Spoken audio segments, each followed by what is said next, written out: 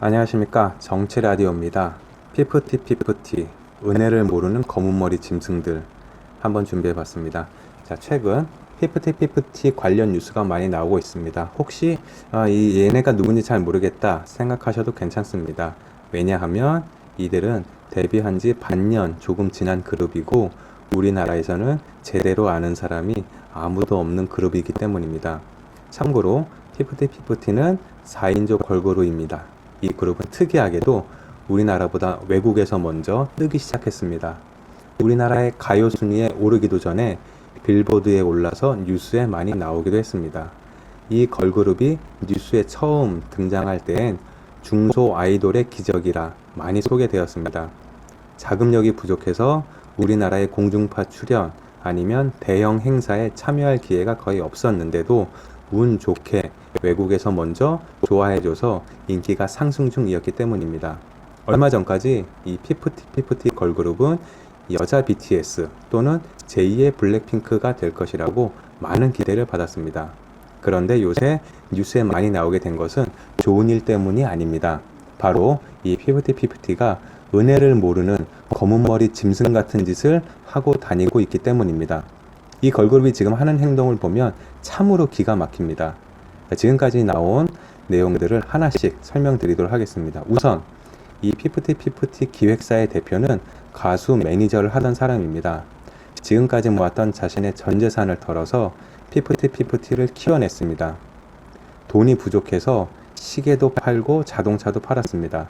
그래도 부족해서 자신의 어머니가 가지고 있던 9천만 원을 받아서 이 걸그룹을 키워냈습니다. 어머니의 돈 9천만 원을 인출하기 위해서 어머니와 같이 은행에 갔었을 때 창구 직원이 혹시 보이스피싱 당해서 온 거 아니냐고 몇 번이나 확인했다고 합니다. 대표는 어머니의 돈을 가져다 쓰는 것에 미안하기도 하고 은행에서 확인받으면서 또 어머니에게 미안하기도 해서 기획사 대표는 그렇게 눈물을 많이 흘렸다고 합니다. 자, 이렇게 힘들게 키워낸 걸그룹이 외국에서 대박이 났습니다. 빌보드 14주 이상 차트에 머무르는 등 앞으로 꽃길만 걸을 일이 남았었습니다. 이야기를 들어보면 빌보드에 2주 정도만 머무를 수 있어도 평생 먹고 사는 걱정은 안 해도 된다고 합니다.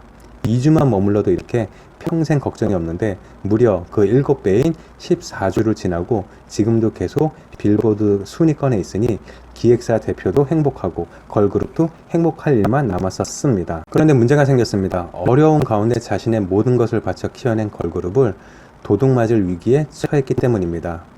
기획사 대표를 제외한 모든 사람이 지금 은혜를 원수로 갖고 있습니다. 첫 번째 이런 짐승은 작곡가입니다.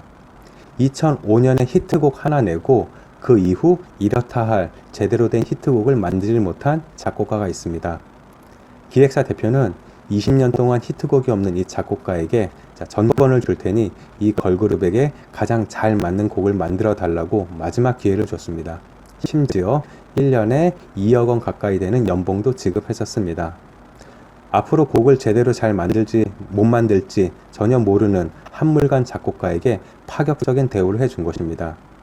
기획사 대표는 자기 재산들을 팔아가면서 작곡가를 지원해줬습니다.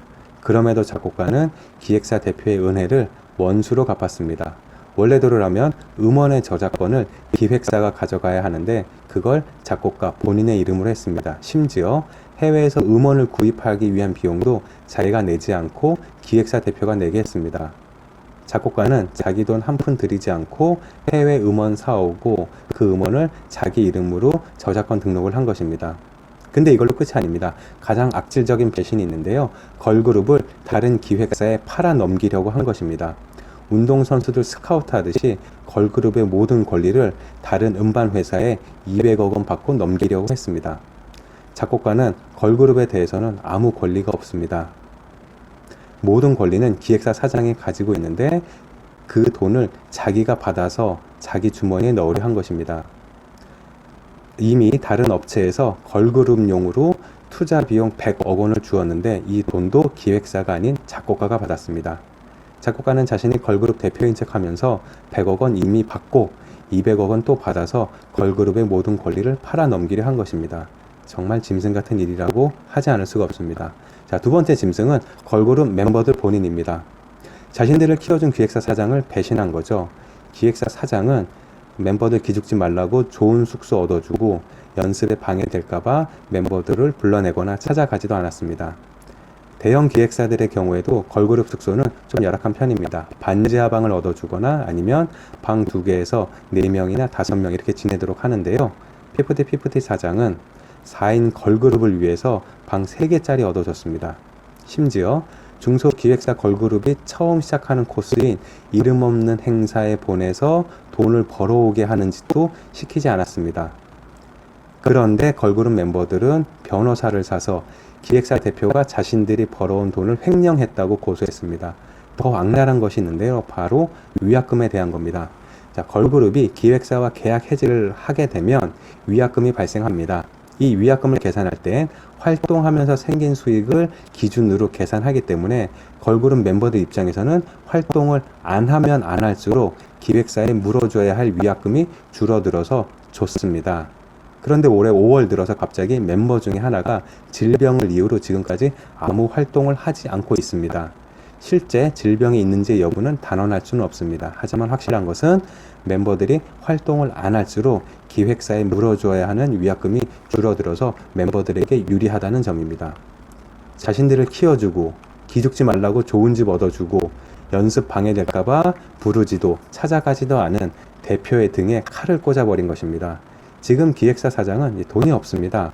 빌보드에 오르고 음원 수익이 발생해도 그 음원 수익은 지금 자신을 배신한 작곡가에게 가고 있기 때문입니다. 세 번째, 은혜를 모르는 짐승은 바로 걸그룹 멤버들의 부모입니다.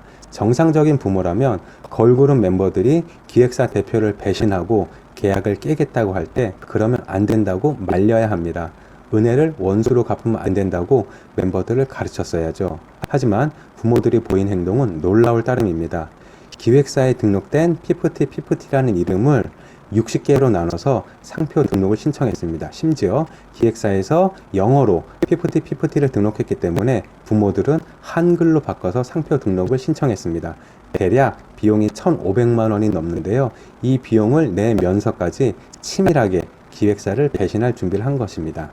이쯤 되면 기획사 대표는 배신감으로 몸을 떨면서 멤버들을 구렁텅이에 빠뜨리고 그 부모들이 와서 무릎 꿇고 엎드려 빌게 만들 계획을 세울 것 같지만 그렇지 않습니다. 기획사 대표는 아직 멤버들이 어리고 순수하기 때문에 옆에 어른들이 하는 말에 속아서 자신을 미워하는 것이라 생각합니다. 제발 아이들은 다치지 않게 해달라고 호소하고 있기도 합니다. 자, 이게 현재까지의 상황입니다. 중간중간 기획사 대표의 통화 녹취가 발표되면서 대표를 배신한 사람들이 얼마나 거짓말을 해왔는지, 얼마나 그들이 뻔뻔한지가 드러나고 있습니다. 개인적인 의견을 말씀드리겠습니다. 아직 피프티의 멤버들은 유명하지가 않습니다. 단지 그들이 발표한 노래만 인기가 있는 것이기 때문에 다른 소녀들을 데려와서 피프티로 활동하도록 만들 수가 있습니다. 왜냐하면 아직 한국에서도 멤버들 이름을 제대로 아는 사람이 없기 때문입니다. 더 늦기 전에 멤버를 새로 뽑아서 피프티라는 기존의 이름으로 활동시키면 모든 문제를 해결할 수가 있습니다. 게다가 이미 해외에서 유명해진 이름이기 때문에 추가적인 투자를 받는 것은 어렵지가 않을 것입니다. 자, 부디 제 생각엔 이렇게 은혜를 모르고 원수로 갚는 검은머리 짐승들, 그러니까 소속 작곡가, 걸그룹 멤버, 그 멤버의 부모들 모두 기획사 대표에게 와서 싹싹 비는 날이 오면 좋겠습니다. 은혜를 모르는 그 소녀들이 비참했으면 좋겠고 남은 평생 불행했으면 좋겠습니다. 그 부모들 역시 자신들이 황금알 낳는 거위의 배를 갈라버렸다 라는 것을 깨닫고 죽을 때까지 후회했으면 좋겠습니다. 대형 기획사로 옮겨가서 상표권 사용료 받아가면서 평생 잘 살 줄 알았던 부모들이 그렇게 될 일이 없다는 걸 깨닫고 서로 머리채 잡고 니 탓 내 탓 하면서 싸웠으면 좋겠습니다. 멤버들 부모들이 서로 모여서 하하호 웃으면서 어떻게 기획사를 배신할지, 어떻게 특허 등록을 할지 이러한 것들을 궁리하는 모습을 상상하면 역겨움마저 느껴집니다. 그리고 가장 잘못을 많이 한 중간에서 장난치고 남의 돈을 가로챈 작곡가는 법의 심판을 받았으면 좋겠습니다. 만약 이 일이 대형 기획사에서 벌어진 일이라면 이렇게까지 흥분할 일은 아닙니다. 그냥 멤버들이랑 기획사랑 별로 사이가 안 좋아서 분쟁이 있구나 정도로 생각할 수가 있겠는데요. 이번 경우엔 그렇지 않습니다. 모든 재산을 다 바쳐가면서 이뤄낸 중소기획사의 대표의 모습, 그리고 멤버들의 자존심 지켜주기 위해서 배려해주는 중소기획사 대표, 이러한 모습들이 제대로 보상받지 못하고 있다라는 점이 굉장히 화가 나는 것입니다. 앞으로 피프티 관련해서는 부디 정의가 이루어졌으면 좋겠습니다. 여기까지입니다. 감사합니다.